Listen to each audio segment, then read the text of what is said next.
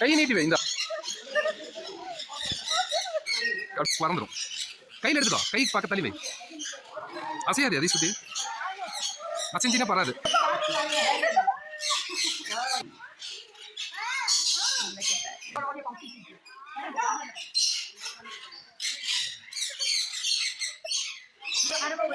என்ன பண்றீங்க? தலை செய்து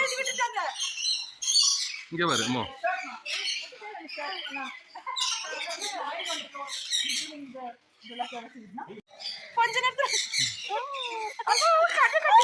பிரகல அப்படி நின்று இங்க வா. பிரகல பிரகல பிரகல இங்க வா.